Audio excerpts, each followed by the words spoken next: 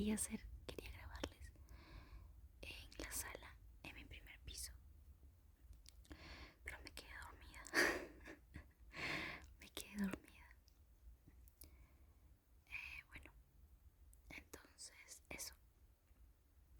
El día de hoy quiero mostrarles, quiero leerles un poquito más de nuestro libro Lima Dark Mysterious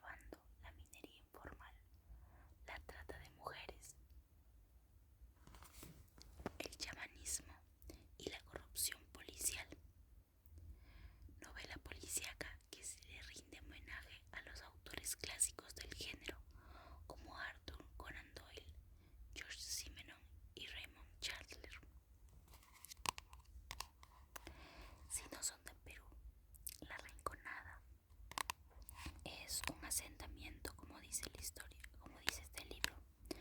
Es un asentamiento minero. Es un lugar donde hay bastantes minas, usualmente informales. Está el lugar, este pueblo, por decirlo así, se ubica en un nevado, creo que en Puno, no recuerdo muy bien. Se encuentra en la provincia de Puno, creo, pero en un lugar tan alto que hace muchísimo frío. De hecho, es el pueblo más, o sea, que se encuentra en más nivel sobre el mar en el mundo, creo. Entonces, este lugar casi no llega el agua, y como no llega el agua, las condiciones de vivienda son casi, son horribles, son también hasta un punto despreciables, pero la gente va a vivir ahí a propósito para encontrar oro en las faldas de ese nevado. Pican con el sueño, con la ambición de encontrar aunque sea un pedacito de oro. Eso pasa en la realidad aquí en mi país, Perú. Entonces, este patita va a averiguar una ola de asesinatos que hay en este lugar. Me parece muy interesante. Considero que es una historia real. De hecho, el escritor, cuando empezó a hablar conmigo en su stand, me comentó que se había inspirado en una historia real que hay en La Rinconada. Entonces, interesante. Después dije,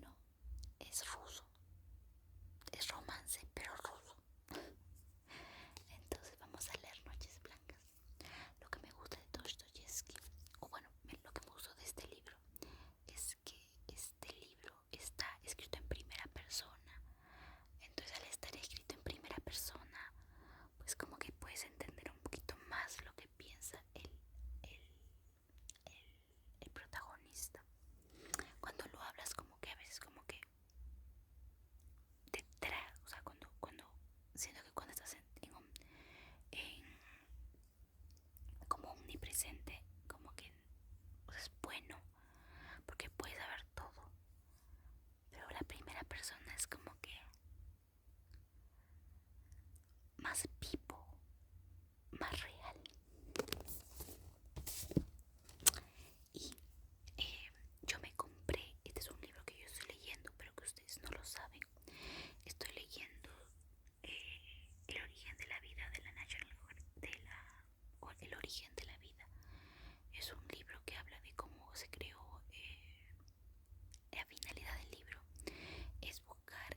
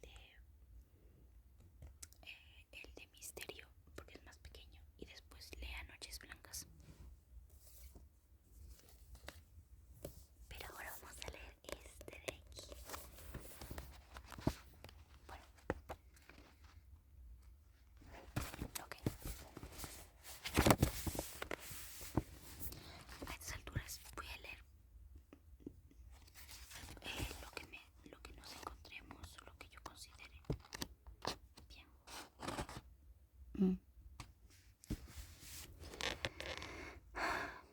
Plaza Mayor, cabezas decapitadas y brujerías limeñas. Lugar donde fue fundada Lima, fue escenario de eventos que van desde lo más feliz hasta lo más macabro. La Plaza Mayor fue, por muchos años, el lugar principal de la ciudad. Ahí se fundó Lima en 1535.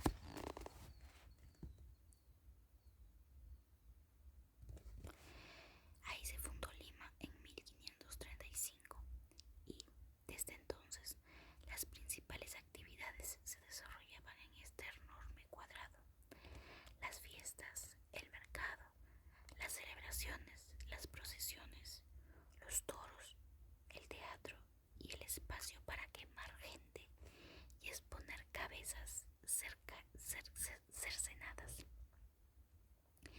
Imaginemos la Lima de la década de 1560. La ciudad apenas tenía 25 años de fundada y la plaza ya era el punto más importante. Pero, como casi todas las otras plazas y calles, por las noches era un sitio apenas iluminado por unas cuantas luces tenues. Nadie quería caminar cerca del portal Botoneros, donde hoy se ubica el pasaje Olaya, pues ahí se encontraban los cráneos de 3 hombres que tuvieron la osadía de rebelarse contra Felipe II, el poderosísimo rey de España. Sus restos, encerrados en unas cajas de metal, estaban expuestos al pie de una picota, como un indicador del castigo que recibían los que se atrevían a tanto. La gente decía que, en plena noche, estos cráneos emitían unas luces extrañas y que unos demonios se los querían llevar. Una de esas cabezas pertenecía a Gonzalo Pizarro, hermano de Francisco. Este ambicioso explorador, político y militar, estuvo presente en los momentos más importantes de la conquista del Perú. Consideraba que la generación de españoles que había llegado a estas tierras y las había ganado merecía ser dueña de estas. En cierta forma lo eran, pues tenían el cargo de encomenderos, es decir, el rey les había dado encomiendas. Esto significaba poseer muchas tierras e indígenas para las labores, lo cual los convirtió en gente muy rica.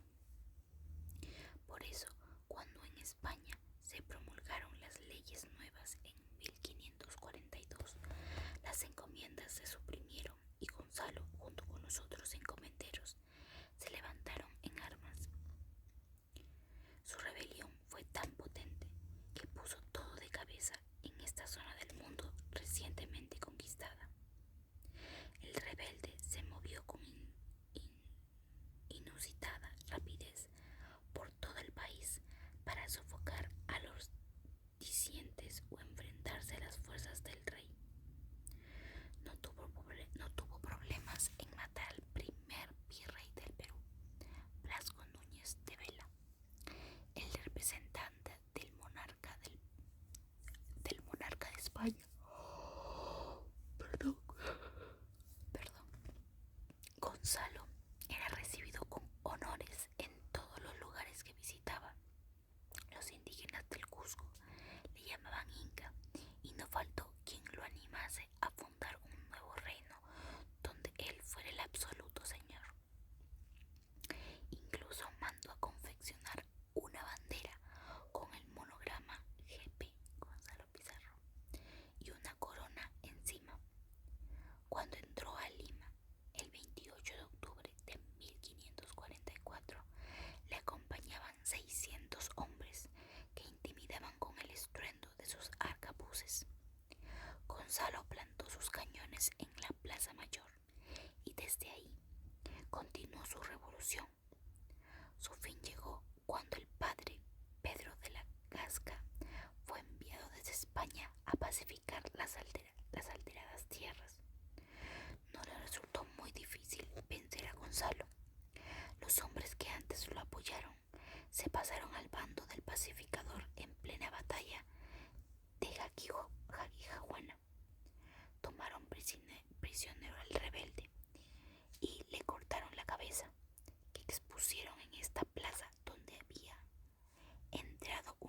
4 años antes, convertido en un señor invencible. Uno de los colaboradores más importantes de Gonzalo Pizarro fue fue el reconocido maestre de campo, Francisco de Carvajal. Fue tan famoso por ser cruel, o más bien cruelísimo, que le apodaron el demonio de los Andes, y hasta había un dicho famoso que decía tan cruel como Carvajal. Sin embargo, también era estimado como un gran y valiente guerrero. Antes de que las fuerzas de su jefe ingresaran a Lima, Carvajal se adelantó. Tocó las puertas de 3 de las primeras casas de esta ciudad, que, para entonces, apenas tenían 9 años de fundada. En esas viviendas vivían algunos enemigos. Carvajal los ahorcó al día siguiente. Cuando Gonzalo Pizarro entró con sus fuerzas a Lima, pasaron debajo de la horca donde oscilaban de manera macabra los cuerpos de esos desdichados. Carvajal murió junto a su líder al caer prisioneros en Jaquijahuana, sentenciado a la horca como un villano y descuartizamiento por traición al rey. Su cabeza fue expuesta como advertencia junto a la de Pizarro en la Plaza Mayor. Se ordenó confiscar sus bienes, destruir sus propiedades y sembrar sal sobre ellas. Además, en lo que quedaban de sus casas se colocaron placas que recordasen la ignominia de este aleve y traidor a su rey y a su señor natural. Una de esas propiedades se ubicaba en la esquina de lo que ahora es el Jirón Camaná con la avenida Emancipación. Ambas arterias fueron ensanchadas en el siglo XX, por lo que la zona está muy transformada. Sin embargo, por mucho tiempo estuvo ahí el mármol que recordaba los hechos vergonzosos que cometió Carvajal. En 2022 se repuso una copia de esa placa, pero elaborada en bronce. Parece ser que alguien, incluso hasta hoy, está interesado en perennizar este recuerdo. Recuerden que habían 3 cabezas: la de Gonzalo, la de su chacal que mata gente, Carvajal, y ahora vamos por la tercera cabeza. La tercera cabeza fue refulgía en medio de la noche limeña en la Plaza Mayor. La tercera cabeza que refulgía en medio de la noche limeña en la Plaza Mayor era la de Francisco Hernández Girón, otro rebelde contra su rey que tuvo que pagar tal afrenta con su vida. Según la tradición, el robo de las calaveras de Ricardo Palma, la viuda del rebelde Mencía de Sosa pagó a un hombre para que una noche robase el cráneo de su marido de la plaza y le diera cristiana sepultura. Así lo hizo el valiente, pero al no poder identificar cuál era la cabeza de Hernández, decidió llevarse las 3 y enterrarlas en la iglesia de San Francisco, aunque según el historiador José Antonio Busto, Mencía envió a enterrar el cráneo en una caja tableteada de oro y lo puso en las tumbas que iban a ser de ella y de su madre, lo que quiere decir que Hernández fue enterrado en algún lugar de hoy desaparecido convento Nuestra Señora de la Encarnación. Ricardo Palma refiere que una vieja trota conventos y tenida en reputación de facedora de milagros, curó un paralítico haciéndolo beber una pócima aderezada con los pelos de la barba de Gonzalo. Esto quiere decir que en épocas del virreinato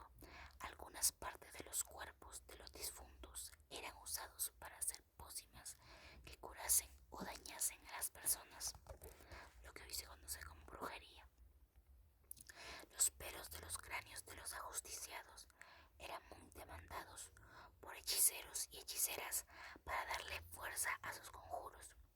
También se usaban las tibias humanas para remover una mazamorra que se hacía para darle de comer aquella mezcla a la víctima. Otro elemento que usaban los charlatanes para sus brujerías era la rueda de Santa Catalina. La rueda de esta santa, Santa Bárbara con su torre, Margarita con el dragón y Santa Dorotea son parte de los 14 auxiliadores más venerados desde el siglo XI. En Europa, en esta parte del mundo, había una especie de hechiceros a los que llamaban los saludadores, encargados de curar la rabia de los animales. ¿Cómo se reconocía a un verdadero saludador? Estas personas llevaban dibujada una rueda de Santa Catalina en sus lenguas. Entonces no era raro que se invocara a esta santa si un bebé nacía con una marca parecida a su rueda en el paladar. Era probable que ese pequeño o esa pequeña en el futuro desarrollase la capacidad de curar enfermedades, como la ya mencionada rabia. Es normal encontrar esta conexión entre la imagen de los santos y la hechicería en la época virreinal, ya que, a pesar de la persecución de la Iglesia, los clérigos a veces usaban prácticas similares, como el uso de las reliquias para protección contra las brujerías. Santa Catalina es patrona de las mujeres solteras, ella misma lo fue, y las costureras, quienes usan muchas agujas y alfileres como parte de su oficio. Estos objetos se relacionan con la brujería, ya que se usaron durante mucho tiempo para realizar hechicerías, como por ejemplo atar la agujeta. Este proceso consistía en esconder entre las ropas de un hombre casado una aguja que se hubiera utilizado para coser una mortaja. Así se aseguraban de que el hechizado solo tuviera ojos para esa mujer. Las solteras eran vistas como desviadas sociales en la época virreinal. Al no tener marido ni hijos, eran gente que alteraba lo normal y, precisamente al no tener un esposo que las protegiese en términos económicos, realizaban prácticas como la brujería para sobrevivir. Su origen étnico era variado. Podían ser españolas, afrodescendientes y mestizas. Cada una aportaba sus tradiciones mágicas e incluso las intercambiaban. En el caso de Petronila de Guevara, una mujer que mezclaba tradiciones indígenas, africanas e ibéricas, o Bárbara de Aguirre, española del pueblo asturiano de Teberga, quien era costurera y había aprendido las artes de la hechicería con una india de Ecuador e integró todas esas enseñanzas en Lima. Estos casos reflejan un interesante sincretismo cultural en las prácticas de nigromancia. Las hechiceras solían provenir de las áreas rurales hacia Lima. Ya en la ciudad, el anonimato les permitía tomar otra identidad y evitar cualquier problema judicial de su pasado. Desde sus lugares de origen, traían todo aquello que necesitaban para llevar adelante sus rituales, como por ejemplo hojas de coca. En la ciudad, este conocimiento mágico les daba prestigio, y cuanto más oscuro era ese saber, mayor era su estatus entre los practicantes de la magia.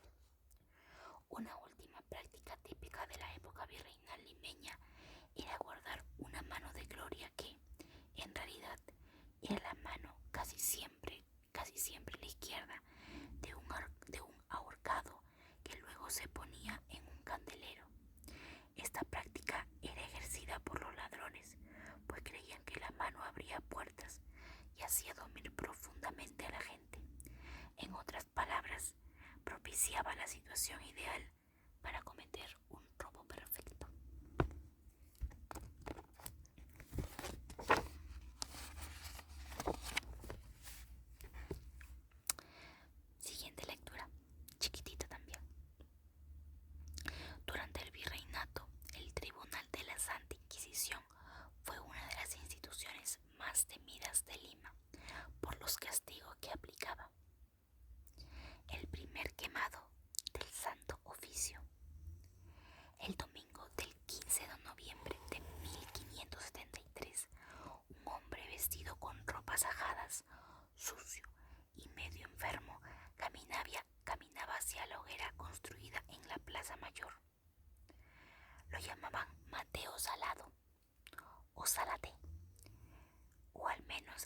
decía llamarse Francés, algo excéntrico, quizás loco.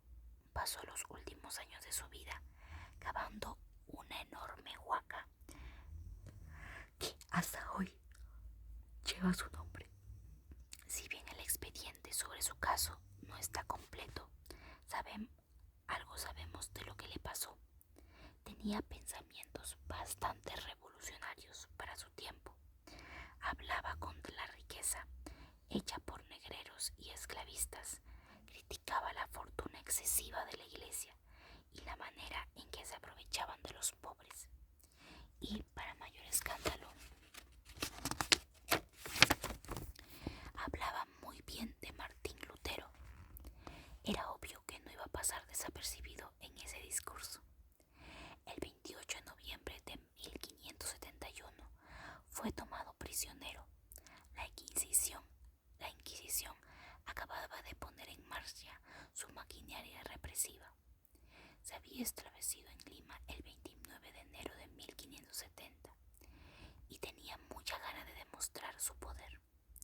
En medio de las torturas se le preguntó a Salado de dónde había sacado tantas ideas tan escandalosas, y él respondió que las había leído en un libro que un francés le había regalado en Sevilla, unos 20 años antes de todo este suceso. Nunca delató a nadie. Tenía ya 1 año y medio como prisionero y los inquisidores temían que se muriese, pues estaba muy enfermo. Había que proceder con rapidez. Se notificó que la ciudad de los Reyes sería testigo por primera vez del poder absoluto del Santo Oficio, e instalaron en la plaza unos tablados con toldos para las autoridades más importantes. Acudió gente de las afueras de Lima. Se realizó un juramento y se leyeron las sentencias. Salado no fue el único reo que pagó sus culpas, pero sí el único quemado. Los otros recibieron azotes o fueron condenados a trabajar para siempre en las galeras de los barcos.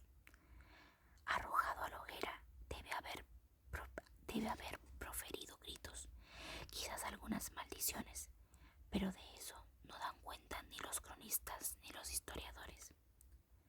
Sus cenizas se esparcieron y el San Benito que le pusieron para este ritual se conservaba en la catedral.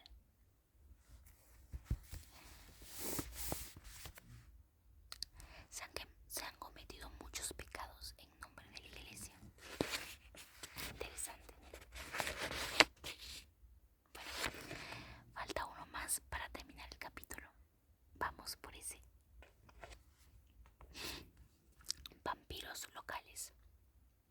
Entre el mito y la realidad, el Pishtaco fue uno de los seres más temidos del Perú. Muchas historias se tejen sobre él. Durante el gobierno de Francisco de Borja y Aragón, más conocido como el príncipe de Esquilache, quien fue virrey del Perú entre 1615 y 1621, se castigó a 679 indígenas por prácticas idolátricas. Muchos fueron escarmentados por ser micuirunas o comegentes, famosos por matar a las personas chupándoles la sangre. ¿Cuál era el modo de operar de esta secta? Se reunían en tenebrosas asambleas para decidir quiénes serían sus futuras víctimas. Luego las captaban, las adormecían y les absorbían la sangre. Son versiones que han circulado de generación en generación y aún se mantienen.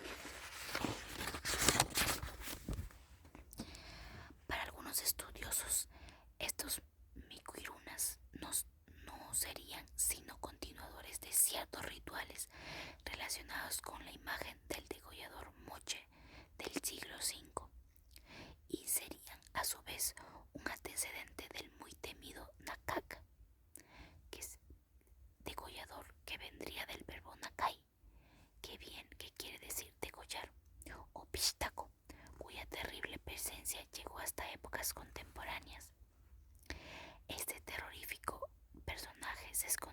zonas abandonadas, donde esperaba hasta que veía a su víctima.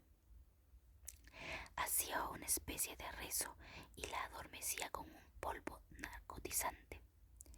El feroz Nakak la asesinaba y le extraía la grasa para, según las creencias, untar máquinas como campanas o ferrocarriles. La imagen del degollador fue mutando hasta que se concretara en su verdadera identidad, un personaje maligno asociado con el poder, un terrateniente, un cura, un extranjero, y que representa una amenaza que viene de un grupo exterior. Este ser utiliza su poder para dominar y extraer la vida de la gente que vive en los Andes.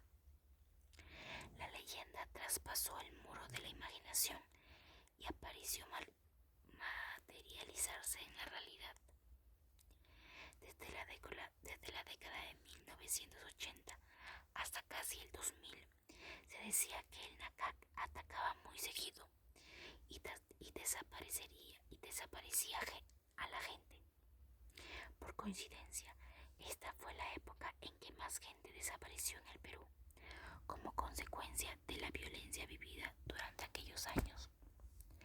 El 11 de septiembre de 1987, en un barrio del sur de Ayacucho, una de las ciudades más golpeadas por la violencia terrorista en el Perú, los vecinos que se habían organizado en rondas nocturnas para proteger la zona encontraron a un hombre que caminaba por las laderas de los cerros. El tipo no hablaba quechua. A veces se creía que el Nakat era un gringo. Tenía documentos que no le pertenecían y no supo explicar qué hacía andando por ahí a esas horas. Lo interrogaron toda la noche y se convencieron de que era un degollador, así que lo mataron a pedradas. Los testigos aseguraron que del cuerpo del infortunado salía un líquido color verde en vez de sangre. Ese era para ellos la prueba de que se trataba de un Nakak. El 19 de noviembre de 2009 se publicó una gran noticia en Lima. Se había capturado a un grupo de pichtacos que, supuestamente, ofrecían grasa humana al mercado europeo. Habían raptado a varias personas y las habían asesinado para conseguir la preciada grasa que, según ellos, se vendían a un buen precio. No se sabe cuántas pudieron ser las víctimas, aunque se estimaba que eran unas 200, ya que el cabecilla de este grupo se dedicaba a este macabro negocio desde más o menos 30 años atrás.